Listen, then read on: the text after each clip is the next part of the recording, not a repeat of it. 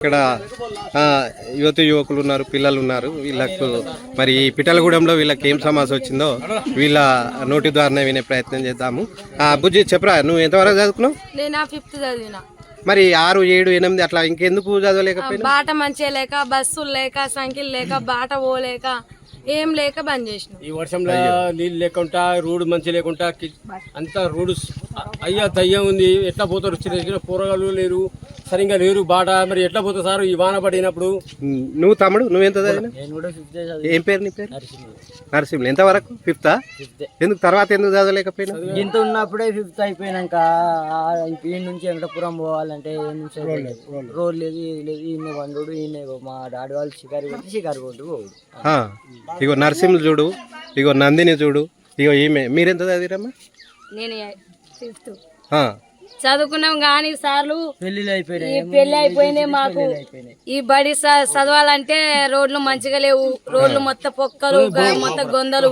Cycle ఇచ్చి కొనిపించినా మా పోరగాళ్ళు పోతలేరు. నాకు పెళ్లి అయింది. నేను వేరే క్యాస్ట్ నుంచి వచ్చిన అమ్మాయిని, నేను కులం నుంచి. కానీ మా పిల్లలకు పుస్తకాలు, బడికి పెన్నులు, మిన్నులు, స్కేళ్లు, మీళ్లు, బ్యాగులు కూడా తెచ్చినా గానీ పోతలేరు. ఎందుకు పోతలేరు అంటే వాన కొట్టినా పొక్కలు అయితే ఎట్లా అంటే మనం గుంతలు మెంతలు పడతాయి. మనుషులు పడిపోతే అట్లా ఉంటే ఎట్లా పోతారు? పిల్లగారు పోతలేరు. బడికి పోవడానికి భయపడతారు సార్. భయపడినాక ఇంకా మేమెందుకు పోతాం, మేము పోమని అనే వరకు ఈయనే ఉంటాడు. అది షికార్లు, పాందులు, పిసెలు అన్ని చేస్తారు. అవి కుందేలు మెంతలు పట్టడానికి.